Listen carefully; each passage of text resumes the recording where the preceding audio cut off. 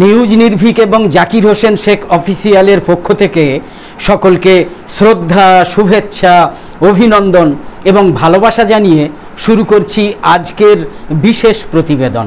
প্রতিদিনের মতো উপস্থাপনায় আমি জাকির হোসেন শেখ।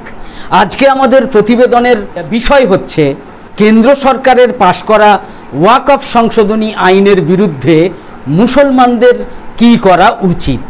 একদম সোজাসাপটা কথা, মুসলমানদের কি করা উচিত। নিশ্চয়ই হিংসার পথ গ্রহণ করা নয়, তাহলে কিন্তু ফল ভুগতে হবে মুসলমানদেরই। তাই মুসলমানদের কাছে আমার আবেদন, নতুন ওয়াকফ আইন বাতিল করার জন্য শান্তিপূর্ণভাবে আন্দোলন করুন।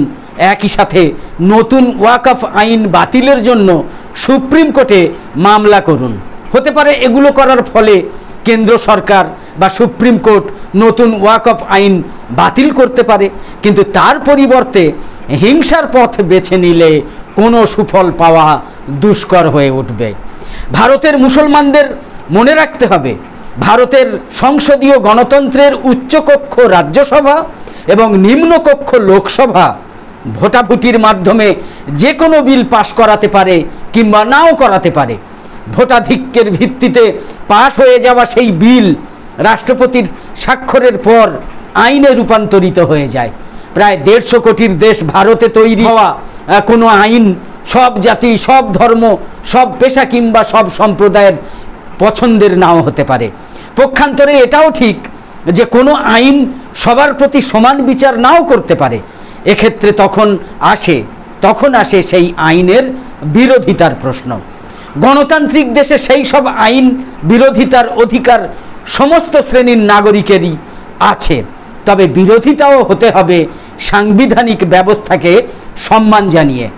একটা আইন পাশ হয়ে যাওয়ার পর সরকার বিরোধিতার মুখে পড়ে নতুন করে বিল এনে একই প্রক্রিয়ায় আগের আইন বাতিল করতে পারে কিংবা অর্ডিন্যান্স জারি করে সেই আইন বাতিল করতে পারে। এখানে কাজ না হলে শেষে আরও একটা পথ খোলা থাকছে, সেটা হচ্ছে পাশ হয়ে যাওয়া আইনটার বৈধতা নিয়ে সুপ্রিম কোর্টে চ্যালেঞ্জ করা। সুপ্রিম কোর্ট আইনটাকে অসাংবিধানিক ঘোষণা করলে সেটা নিজে থেকেই অকেজ কিংবা বাতিল হয়ে যাবে। নতুন ওয়াকফ সংশোধন আইন 2025-এর ক্ষেত্রেও একই কথা প্রযোজ্য। ওয়াকফ আইনের ক্ষেত্রেও দেখা গেল যে বিজেপি সরকারের আনা নতুন ওয়াকফ বিল সংসদের দুই কক্ষে মানে লোকসভায় এবং রাজ্যসভায় পাশ হয়ে রাষ্ট্রপতি দ্রৌপদী মুর্মুর সম্মতি পেয়েছে। অতএব ওয়াকফ বিলটা এখন পূর্ণাঙ্গ আইনে রূপান্তরিত হয়েছে। এবার দেশের মুসলিম সম্প্রদায়ের নাগরিকেরা যদি মনে করে যে আইনটা তাদের বিপক্ষে গিয়েছে, তবে তারা হাজারবার এর বিরোধিতা করতে পারে, কিন্তু সেই বিরোধিতা করার পন্থা অবশ্যই হতে হবে সাংবিধানিক ব্যবস্থার মধ্যে থেকে। এক কথায় দেশের আইনকে সম্মান জানিয়ে শান্তিপূর্ণভাবে বিরোধিতা করতে হবে।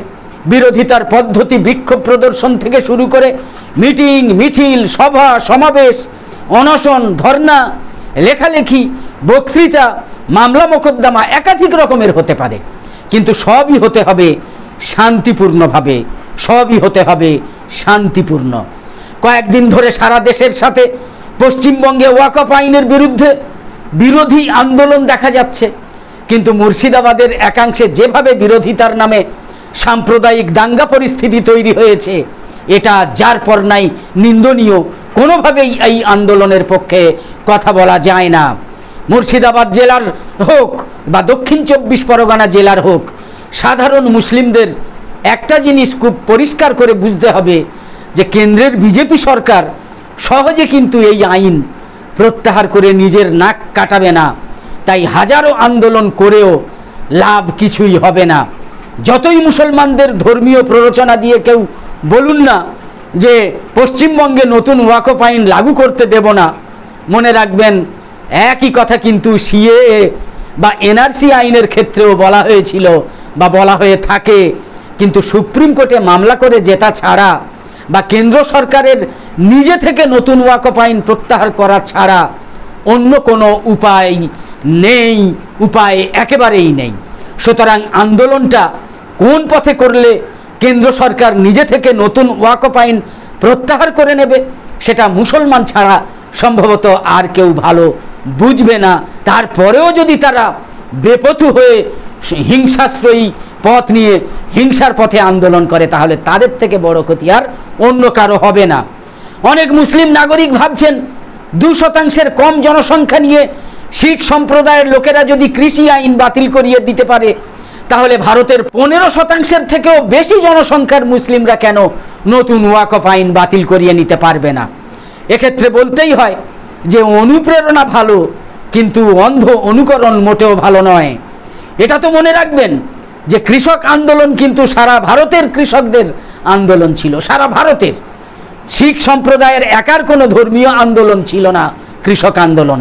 সারা দেশে প্রায় সমস্ত বিরোধী রাজনৈতিক দলের এবং সব শ্রেণীর মানুষের সহানুভূতি কৃষকদের সাথে ছিল। ছিল পাঞ্জাব এবং হরিয়ানার কৃষকদের দৃঢ় নেতৃত্ব। পাঞ্জাব, হরিয়ানা, উত্তরপ্রদেশের কৃষকরা দিল্লিকে সাঁড়াশির মতো ঘিরে ধরেছিল, নিশ্চয়ই সে কথা ভুলে যাননি। সাথে ছিল পাঞ্জাব সরকারের পূর্ণ সহযোগিতা। বিদেশি মিডিয়া থেকে শুরু করে একাধিক আন্তর্জাতিক মানবাধিকার সংগঠন কৃষকদের সাথে ছিল। রাজনৈতিক দিক থেকে দিল্লি, পাঞ্জাব, হরিয়ানা, উত্তরপ্রদেশ, রাজস্থান সহ একাধিক রাজ্যে বিজেপি তার ক্ষমতা কমানোর ঝুঁকি সেই সময় নিতে চায়নি বা নিতে পারেনি। সর্বোপরি ওটা ছিল সরাসরি পেটের সাথে যুক্ত একটা আন্দোলন। নতুন ওয়াকফ আইন বিরোধী আন্দোলন কিন্তু উল্লেখিত কোনোটারই সুবিধা পাবে না, কোনোটারই মতো নয়। বরং এতে যুক্ত হবে বিজেপির মুসলিম বিরোধী রাজনৈতিক হার্ড লাইন। মুসলমানদের এটা মনে রাখতে হবে। ভেবে বসবেন না যে আমার এই বক্তব্যে আমি ওয়াকফ আন্দোলনকে থামিয়ে দিতে চাইছি। ফলে আপনাদের কাছে থেকে প্রশ্ন ওঠা স্বাভাবিক যে মুসলিমরা তাহলে কি নতুন ওয়াকফ আইনের বিরুদ্ধে আন্দোলন করবে না? আমি বলবো আলবত করবে, অবশ্যই করবে। কিন্তু আন্দোলনের নামে রাজনৈতিক দলগুলোর উস্কানিতে পড়ে হিন্দুদের সাথে দাঙ্গা পরিস্থিতি তৈরি করবেন না। সেটা করতে গেলে ক্ষতি কিন্তু মুসলিমদেরই বেশি হবে, মুসলমানদেরই বেশি হবে। এই সব করে করে পশ্চিমবঙ্গে বিজেপির গ্রাসে চলে গেলে সাধারণ মুসলিমদের আর্থসামাজিক অবস্থার নিশ্চয়ই আর এখনকার মতো থাকবে না। এমনিতেই তো মোটেই ভালো নেই, তারপরেও তাহলে কেমন থাকবে সেটা আপনারাই নিশ্চয়ই ভালো বোঝেন। এখন কথা হলো তাহলে উপায় কি? আমি বলবো উপায় হচ্ছে একটাই, শান্তিপূর্ণ আন্দোলন করে বৃহত্তর নাগরিকদের সহানুভূতির হাওয়া পালে টেনে আনা, নিজেদের পালে টেনে আনা বৃহত্তর নাগরিকদের সহানুভূতি এবং সর্বোচ্চ শক্তি দিয়ে সুপ্রিম কোর্টে লড়াই করা। বড় বড় কথা বলতে দেখা যায়, সুপ্রিম কোর্টে যেতে ভয় পাই কেন? ওই সব তথাকথিত মুসলিম নেতৃত্ব অযথা জটিলতা না বাড়িয়ে তাই সহজ জিনিসকে সহজে বুঝলেই তো মঙ্গল। আর আপনি যদি এর পরেও অনুপ্রেরণায় বুঁদ হয়ে থাকেন, তাহলে আপনাকে বোঝায় কার বাপের সাধ্যি। এবার আসি শিক্ষিত, সচ্ছল এবং সচেতন মুসলিমদের কথায়। চার দেয়ালের মধ্যে থেকে উস্কানি না দিয়ে, চুপ করে মজা না দেখে, উদাসীন হয়ে আল্লাহর ওপর সব ছেড়ে না দিয়ে নিজের সম্প্রদায়কে ছোট ছোট করে সঠিক নেতৃত্ব দিন। কোনটা ঠিক আর কোনটা ভুল সেগুলো বোঝান। সম্প্রীতির বার্তা নিয়ে রাস্তায় নামুন। উচ্ছন্নে যাওয়া অশিক্ষিত, কুশিক্ষিত, গোঁড়া, ধর্মান্ধ ভিড়কে নিয়ন্ত্রণ করুন। বিশেষ করে 15 থেকে 25 বয়সের বাপের হোটেলে খাওয়া এবং বিপদগামী মুসলিম যুবকদের এবং তাদের বাবা মাকে বোঝান কোন আগুনে তারা ঝাঁপ দিয়েছে।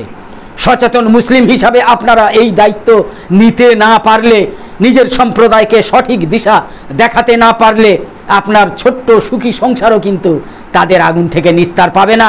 এটা আপনাকে বুঝতে হবে। আপনার শিক্ষা, আপনার বিচার, আপনার বুদ্ধি, আপনার অর্থ কোনো কিছু দিয়েই আপনার ভবিষ্যৎ প্রজন্মকে সুরক্ষিত রাখতে পারবেন না। তখন সকলে বুঝুন আর সকলকে বোঝান। নোংরা রাজনীতির শিকার হবেন না, রাজনীতির সম্পদ হওয়ার চেষ্টা করুন। রাজনীতির শিকার হতে হবে না, রাজনীতির শিকার না হয়ে রাজনীতির সম্পদ হওয়ার চেষ্টা করুন। সব কথাগুলোই মুসলমানদের জন্য বলা হয়ে গেল, তাই না? এই সব কথা শুনে, এই সব বক্তব্য শুনে যেসব হিন্দু মনে করছেন যে হিন্দু মুসলিম এক বৃন্তে দুটি কুসুম হতে পারে না, তারা এটা কিন্তু ভুলে যাবেন না যে এক বৃন্তে কুসুম হন আর না হন, এক বৃন্তে আগুন লাগলে কিন্তু বৃন্তটাই পুড়ে ছাই হয়ে যাবে। তাতে একটা কুসুম থাক বা দুটো কুসুম থাক, কিংবা আপনাদের কথা মতো তাতে একটা কুসুম আর একটা কণ্টক মানে কাঁটাই থাক, বৃন্তটাই যদি পুড়ে ছাই হয়ে যায়, বৃন্তটাই পুড়ে ছাই হয়ে গেলে কারোরই কিন্তু রেহাই নেই, রেহাই পাওয়ার কোনো উপায় নেই। তাই ওস্তাদি না করে রাজনৈতিক উস্কানি থেকে দূরে থাকুন, তাতে সকলের মঙ্গল হলেও হতে পারে। একদম শেষে বলি, আমাদের দুটো চ্যানেল নিউজ নির্ভীক এবং জাকির হোসেন শেখ অফিসিয়ালে আলাদা আলাদাভাবে ভিন্ন রূপে এবং ভিন্ন আঙ্গিকে আঞ্চলিক, জাতীয় এবং আন্তর্জাতিক বিষয়ক গুরুত্বপূর্ণ খবর, প্রাতিষ্ঠানিক মিডিয়া যেসব খবর প্রকাশ্যে আনতেই চায় না বা যেসব বিষয়ে প্রতিবেদন করতেই চায় না, সেই সব খবর প্রতিবেদন মানে আড়ালে থেকে যাওয়া খবর বা প্রতিবেদন, সমসাময়িক বিষয়বস্তু নিয়ে পুঙ্খানুপুঙ্খ বিশ্লেষণাত্মক প্রতিবেদন, শিক্ষা, ভ্রমণ, খাওয়া দাওয়া, খেলা, ধর্ম, রাজনীতি, অশ্লীলতা বর্জিত বিনোদনমূলক সাংস্কৃতিক চর্চা এবং অশ্লীলতা বর্জিত বিনোদনমূলক সাংস্কৃতিক অনুষ্ঠান ইত্যাদি নিয়ে নিয়মিত ভিডিও প্রকাশ এবং লাইভ সম্প্রচার করা হয়।